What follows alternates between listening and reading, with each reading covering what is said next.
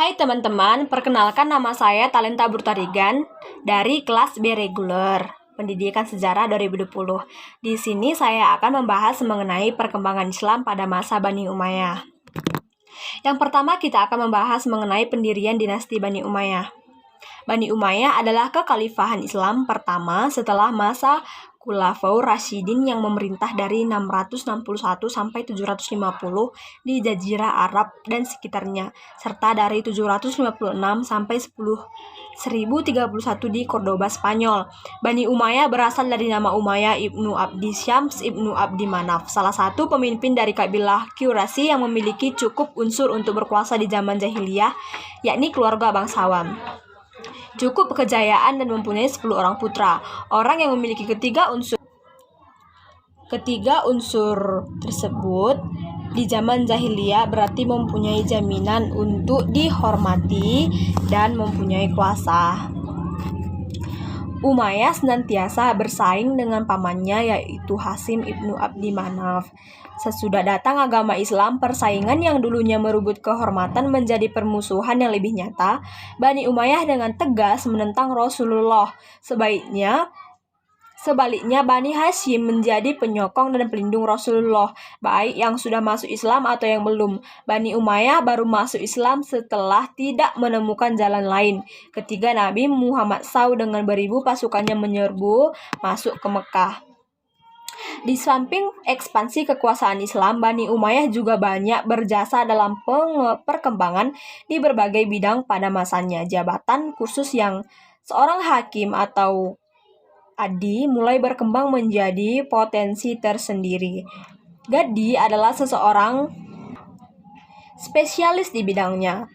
Wafatnya Khalifah Ali bin Abi Thalib pada tanggal 21 Ramadan tahun 40 Hijriah atau 661 Masehi karena terbunuh oleh tusukan padang beracun saat sedang beribadah di Masjid Kufon oleh kelompok Khawarij yaitu Abdurrahman bin Musjam, menimbulkan dampak politis yang cukup berat bagi kekuatan umat Islam, khususnya para pengikut setia Ali. Oleh karena itu, tidak lama berselang, umat Islam dan para pengikut Ali bin Abi Thalib melakukan sumpah setia atas dari alasan Hasan bin As Ali untuk diangkat menjadi khalifah pengganti Ali bin Abi Thalib. Nah, proses penggugatan itu dilakukan di hadapan banyak orang. Mereka melakukan sumpah setia ini. Ada sekitar 40 jumlah yang tidak sedikit untuk ukuran pada saat itu. Orang yang pertama mengangkat sumpah setia adalah Qais bin Sa'ad. Kemudian diikuti oleh umat Islam pendukung setia Ali bin Abi Thalib. Pengangkatan Hasan bin Ali di hadapan orang banyak tersebut ternyata tetap saja tidak mendapat pengakuan dari Muawiyah bin Abi Sufyan dan para pendukungnya, di mana pada saat itu Muawiyah yang menjabat sebagai gubernur di Damaskus juga menobatkan dirinya sebagai khalifah. Hal ini disebabkan karena Muawiyah sendiri sudah sejak lama mempunyai ambisi untuk menduduki jabatan tertinggi di dalam dunia Islam. Namun Al-Hasan sosok yang jujur dan lemah secara politik. Ia sama sekali tidak ambisius untuk menjadi pemimpin negara. Ia lebih memilih mementingkan persatuan umat.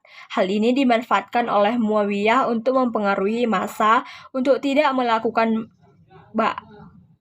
baiat terhadap Hasan bin Ali sehingga banyak terjadi permasalahan politik, termasuk pemberontakan yang diladangi oleh Muawiyah bin Abi Sufyan. Oleh karena itu, ia melakukan kesepakatan damai dengan kelompok-kelompok Muawiyah dan menyerahkan kekuasaannya. Kesepakatan damai Hasan dan Muawiyah disebut A'amjah karena kaum muslimin sepakat untuk memilih satu pemimpin saja, yaitu Muawiyah Abu Sufyan. Menghadapi situasi yang demikian kacau dan untuk menyelesaikan persoalan tersebut, Khalifah bin Ali tidak mempunyai pilihan lain kecuali perundingan dengan pihak Muawiyah. Untuk itu, maka dikirimkan surat melalui Amir bin Salmah al-Arhami yang berisi pesan perdamaian.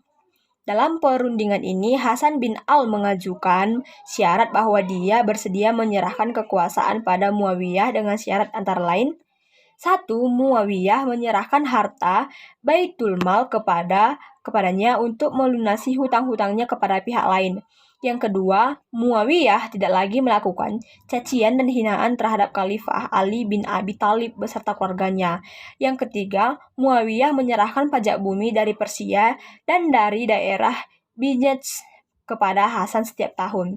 Yang keempat, setelah Muawiyah berkuasa nanti, maka masalah kepemimpinan atau kekhalifahan harus diserahkan kepada umat Islam untuk melakukan pemilihan kembali pemimpin umat Islam. Yang kelima, Muawiyah tidak boleh menarik sesuatu pun dari penduduk Madinah, Hijaz, dan Irak. Karena itu telah menjadi kebijakan Khalifah Ali bin Abi Thalib sebelumnya. Untuk memenuhi semua persyaratan tersebut, Hasan bin Ali mengutus seorang sahabatnya bernama Abdullah bin Harts bin Naufal untuk menyampaikan isi tuntutannya kepada Muawiyah. Sementara Muawiyah sendiri untuk menjawab dan mengabulkan semua syarat yang diajukan oleh Hasan, mengutus orang-orang kepercayaannya seperti Abdullah bin Amir bin Habib bin Abdi Syarma. Setelah kesepakatan damai ini, Muawiyah mengirimkan sebuah surat dan kertas kosong yang dibubuhi tanda tangannya untuk diisi oleh Hasan. Dalam surat itu ia menulis, "Aku mengakui bahwa karena hubungan darah, Anda lebih berhak menduduki jabatan khalifah. Dan sekiranya aku yakin kemampuan Anda lebih besar-besar untuk melaksanakan tugas kekhalifahan, aku tidak akan ragu berikrar setia kepadamu." Penyerahan kekuasaan pemerintahan Islam dari Hasan ke Muawiyah ini menjadi tonggak formal berdirinya dinasti Umayyah di bawah pimpinan Khalifah pertama, Muawiyah ibnu Sofyan. Proses penyerahan dari Hasan bin Ali kepada Muawiyah Abi Sofyan dilakukan dengan suatu tempat yang bernama Maskin dengan ditandai pengangkatan sumpah setia.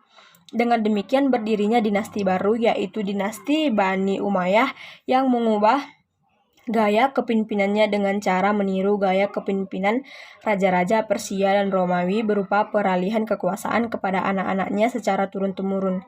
Keadaan ini yang menandai berakhirnya sistem pemerintahan khalifah yang didasari asas demokrasi untuk menentukan pemimpin umat Islam yang menjadi pilihan mereka. Pada masa kekuasaan Bani Umayyah, ibu kota negara dipindahkan musyawarah dari Madinah ke Damaskus, tempat ia berkuasa sebagai gubernur sebelumnya. Yang kedua, kita akan membahas pola pemerintahan dinasti Umayyah.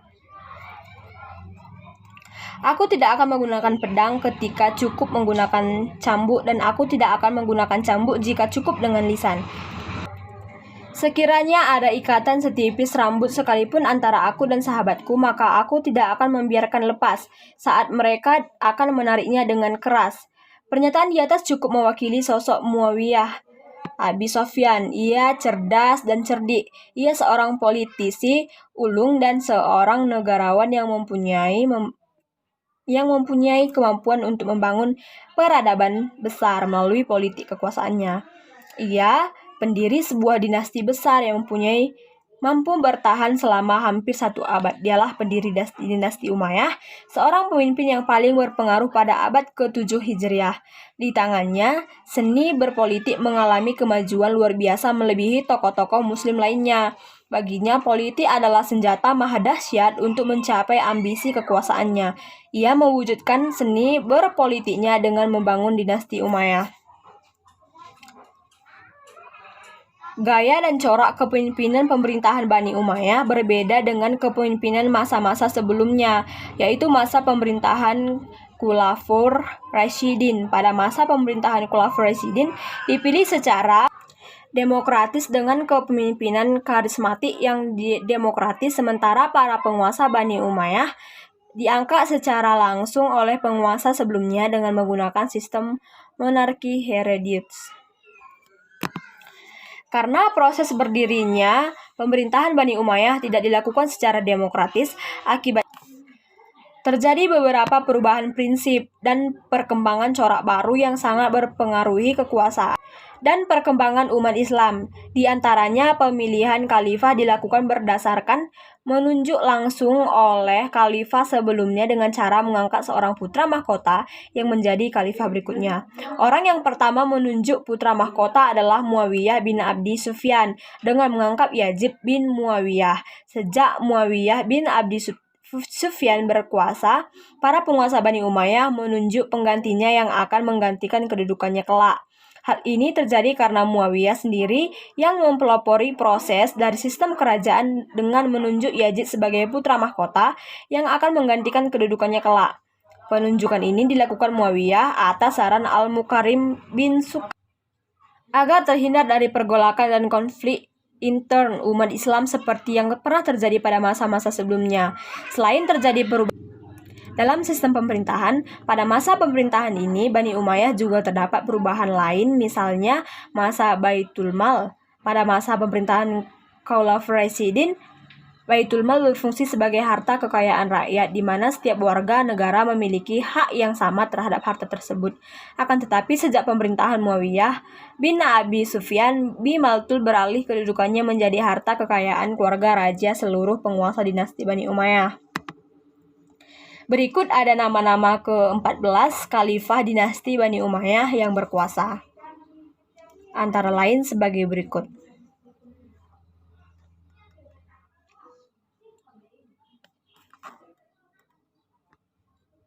Selanjutnya kita akan membahas ekspansi wilayah dinasti Bani Umayyah. Ekspansi yang terhenti pada masa Khalifah Utsman dan Ali dilanjutkan kembali oleh dinasti ini. Di zaman Muawiyah, Tunisia dapat ditaklukkan. Di sebelah timur, Muawiyah dapat menguasai daerah Khurasan sampai ke Sungai Okus dan Afghanistan sampai ke Kabul. Angkatan lautnya melakukan serangan-serangan ke ibu kota Bizantium, Konstantinopel. Ekspansi ke timur yang dilakukan Muawiyah tersebut dilanjutkan oleh Khalifah Abdul Al-Malik. Ia mengirim tentara menyeberangi Sungai Okus dan dapat berhasil menundukkan baik Bakhara, Khwarizm, Fargana, dan Markan tentara bahkan sampai ke India, dan dapat menguasai Balukistan, Sind, dan daerah Punjab sampai ke Maltan. Ekspansi ke barat secara besar-besaran dilanjutkan di zaman Walid Ibnul Malik. Masa pemerintahan Walid adalah masa ketentraman, kemakmuran, dan ketertiban. Umat Islam merasa hidup bahagia pada masa pemerintahannya yang berjalan kurang lebih 10 tahun itu. Tercatat suatu ekspedisi militer dari Afrika Utara menuju suatu daerah wilayah barat daya benua Eropa yang pada tahun 711 Masehi setelah Aljajar dan Maroko dapat ditaklukkan. Tarik bin Ziyad, pemimpin pasukan Islam, menyeberangi selat yang memisahkan antara Maroko dengan benua Eropa dan mendapat suatu tempat yang sekarang dikenal dengan nama Gibraltar. Selanjutnya kita akan membahas mengenai perkembangan Islam pada masa Bani Umayyah.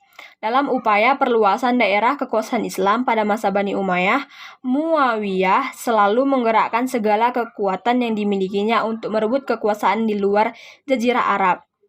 Antara lain upaya untuk terus merebut kota Konstantinopel. Ada 3 hal yang menyebabkan Muawiyah terus berusaha merebut Bizantium. Pertama, karena kota tersebut adalah merupakan basis kekuatan Kristen Ortodoks yang pengaruhnya dapat membahayakan perkembangan Islam. Kedua, orang-orang Bizantium sering melakukan pemberontakan ke daerah Islam. Ketiga, Bizantium termasuk wilayah yang memiliki kekayaan yang melimpah. Pada waktu Bani Umayyah berkuasa dan daerah Islam menentang ke berbagai negara yang berada di benua Asia dan Eropa. Pada masa Bani Umayyah, beberapa kemajuan di berbagai sektor berhasil dicapai, antara lain di bidang arsitektur, perdagangan, dan organisasi militer dan arsitektur.